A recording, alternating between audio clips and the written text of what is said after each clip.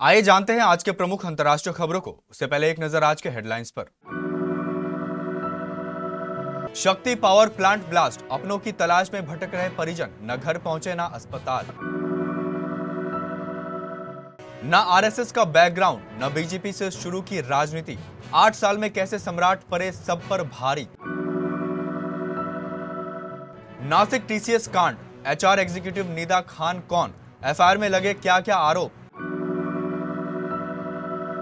180 लड़कियां, 350 वीडियो, आखिर क्या है अमरावती कांड में मोबाइल से डाउनलोड वीडियो का पूरा सच।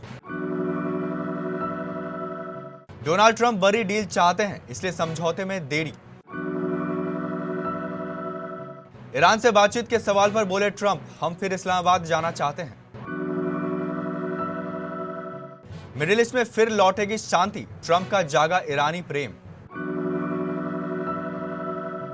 एआई का असर तेज, आईटी सेक्टर में छटनी का खतरा। कंटेंट क्रिएटर से भिड़े वरुण धवन, है जवानी तो इश्क होना है पर दोनों की बहस।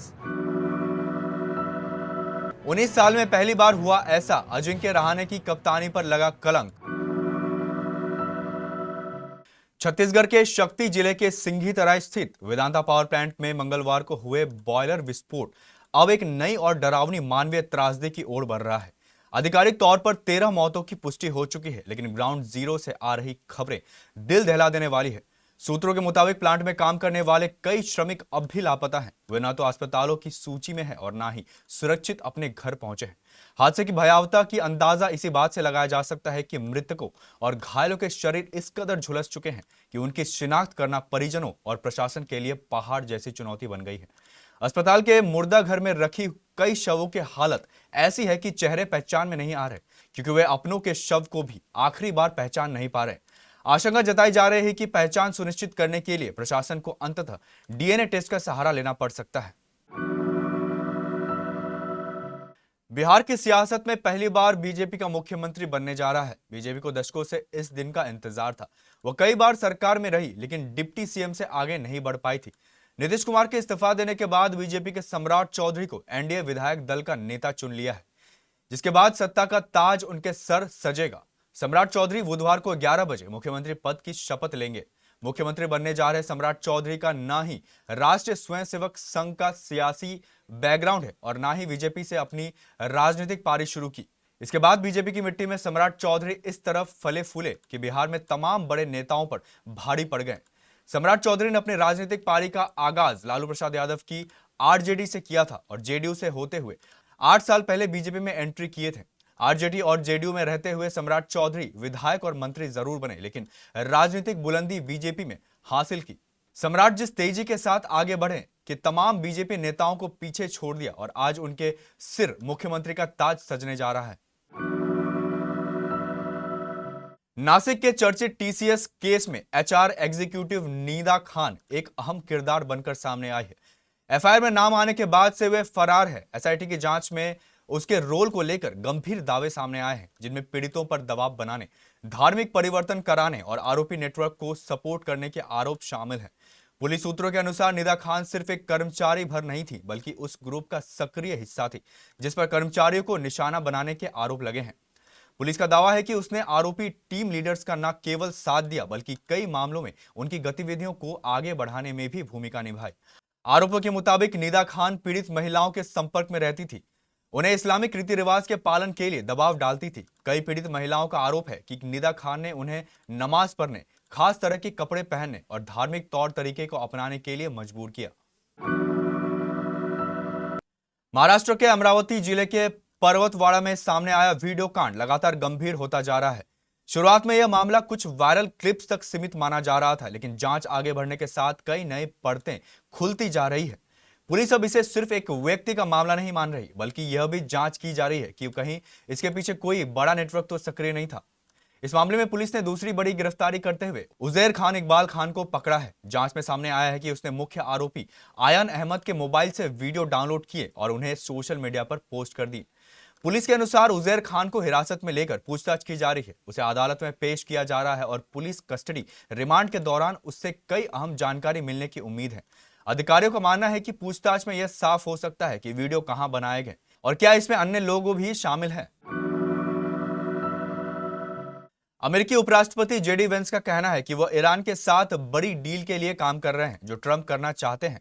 वेंस ने कहा कि उन्हें विश्वास है कि इस्लामाबाद में बातचीत की मेज के दूसरी ओर बैठे लोग भी डील करेंगे, भले ही अमेरिका और ईरान के बीच दशकों से अविश्वास रहा हो। वेंस ने पाकिस्तान में ईरानियों के साथ बातचीत का नेतृत्व किया था। बातचीत का दूसरा दौर होता है तो उसका भी नेतृत्व वेंस के करने की उम्मीद है।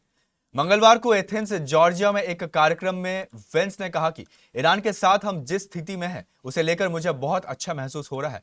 इस बारे में दिलचस्प बात यह है कि हमारे पास एक संघर्ष विराम है जो अभी लागू है। मुझे लगता है कि इसे अभी 6 या 7 दिन हुए हैं और यह ठीक चल रहा है। अमेरिकी राष्ट्रपति डोनाल्ड ट्रंप ने संकेत दिया है कि ईरान में युद्ध खत्म कराने के लिए बातचीत इस हफ्ते फिर शुरू हो सकती है। पिछले शनिवार को इस्लामाबाद में यह बातचीत बिना किसी नतीजे के खत्म हो गई थी, जिसके बाद अमेरिका ने ईरानी बंदरगाहों की नाकेबंदी कर दी थी। ट्रंप ने न्यूयॉर्क पोस्ट को दिए एक इंटरव्यू में कहा, आपको वही रुकना चाहिए क्योंकि अगले 2 दिनों में कुछ हो सकता है और हमारा झुकाव भी वहीं जाने का ज्यादा है। उनकी यह टिप्पणी उस समय आई जब अमेरिकी सेना ने दावा किया कि उसके हॉर्मुज़ स्ट्रेट की नाकेबंदी करने के पहले 24 घंटों के दौरान कोई भी जहाज वहां से नहीं गुजरा। मिडिल ईस्ट में जारी तनाव के बीच एक बार फिर कूटनीतिक हल की उम्मीद जगी है। अमेरिका के राष्ट्रपति डोनाल्ड ट्रंप ने संकेत दिया है कि ईरान के साथ शांति वार्ता जल्द दोबारा शुरू हो सकती है। वहीं दूसरी ओर इजरायल और लेबनान के बीच भी सीधी बातचीत की तैयारी हो गई है। अमेरिकी राष्ट्रपति डोनाल्ड ट्रंप ने कहा कि ईरान के साथ नई शांति वार्ता अगले 2 दिनों में फिर शुरू हो सकती है। उन्होंने बताया कि यह बातचीत पाकिस्तान में हो सकती है। ट्रंप के इस बयान से यह संकेत मिलता है कि हालिया विफलता के बावजूद दोनों देश फिर बातचीत के लिए तैयार हैं। पिछले सप्ताहांत इस्लामाबाद में हुई वार्ता बिना किसी नतीजे के खत्म हो गई थी। इसके बाद अमेरिका ने ईरान के बंदरगाहों पर नाकेबंदी लागू कर दी थी। हालांकि अब ईरान की ओर से समझौते की कोशिश के संकेत मिलने लगे हैं। 28 फरवरी से शुरू हुए इस युद्ध का असर वैश्विक ऊर्जा आपूर्ति पर पड़ा है। ईरान ने हॉर्मुज़ जलडमरू मध्य को बंद कर दिया है, जो तेल और गैस की सप्लाई के लिए बेहद अहम मार्ग है। पिछले दिनों ग्लोबल आईटी कंपनी ओरेकल ने अचानक भारत से 12,000 एम्प्लॉयज की छांटने का ऐलान कर दिया है। यह इन पेशेवरों के लिए दुस्वप्न से कम नहीं था। इसमें से ज्यादातर ऊंचे पदों पर थे और उन्हें मोटी सैलरी मिल रही थी। इसी तरह दुनिया की सबसे बड़ी ऑनलाइन रिटेल कंपनी अमेजॉन ने भी पिछले दिसंबर जनवरी में 14,000 से 16,000 लोगों की छटनी कर दी थी। आईटी इंडस्ट्री में यह डर बना हुआ है कि छटनी का सिलसिला आगे भी जारी हो सकता है। इसकी वजह है आर्टिफिशियल इंटेलिजेंस का बढ़ता दखल। हाल ही वरुण धवन की फिल्म है जवानी तो इश्क होना है का फर्स्ट लुक टीजर रिलीज कर दिया गया, जो काफी चर्चे में है और फैंस को पसंद आया। लेकिन इस बीच कुछ ऐसा हुआ कि वरुण धवन सोशल मीडिया पर एक कंटेंट क्रिएटर से भिड़ गए। इस कंटेंट क्रिएटर ने दावा किया है कि उससे है जवानी तो इश्क होना है कि टीजर का फर्जी रिव्यू करने को कहा गया। इसका नाम सिमरन भट्ट है और सोशल मीडिया पर एक वीडियो पोस्ट कर यह दावा किया गया है कि वरुण धवन ने जब यह वीडियो देखा तो वह सिमरन को जवाब देने से खुद को रोक नहीं पाए और फिर दोनों आपस में भिड़ गए। क्या हुआ यह जानिए। सिमरन भट्ट नाम की कंटेंट क्रिएटर ने अपने इंस्टाग्राम अकाउंट पर एक वीडियो शेयर किया है जिसमें दावा किया गया है कि 2 लोगों ने उससे है जवानी तो इश्क होना है कि टीजर का फर्जी रिव्यू करने को कहा। वीडियो में सिमरन बोली, हेलो, मैं राजीव चौक मेट्रो स्टेशन पर हूं और ये मेरी दोस्त पूनम। हम जा रहे थे तभी 2 लोगों ने हमें रोका और कहा कि वरुण धवन की फिल्म आ रही है और उसका टीजर रिलीज हो गया है, क्या आप प्लीज उसका रिव्यू कर सकते हैं। आईपीएल 2026 के 22वें मुकाबले में कोलकाता नाइट राइडर्स को चेन्नई सुपर किंग्स के खिलाफ 32 रनों से हार का सामना करना पड़ा। केकेआर की यह इस सीजन की चौथी हार है। मंगलवार को इस हार के साथ ही केकेआर के नाम शर्मनाक रिकॉर्ड भी दर्ज हो गए हैं। आईपीएल इतिहास में यह पहला मौका है जब केकेआर शुरुआती 5 मुकाबलों में एक भी जीत दर्ज करने में नाकाम रही है। इस सीजन केकेआर ने अब तक कुल 5 मुकाबले खेले हैं जिसमें से टीम को 4 में हार का सामना करना पड़ा है। वह एक मुकाबला बेनतीजा रहा है। एएम चिदंबरम क्रिकेट स्टेडियम में चेन्नई सुपर किंग्स से मिले 193 रनों के लक्ष्य का पीछा करते हुए केकेआर की टीम 20 ओवरों में 7 विकेट खोकर 160 रन ही बना सके।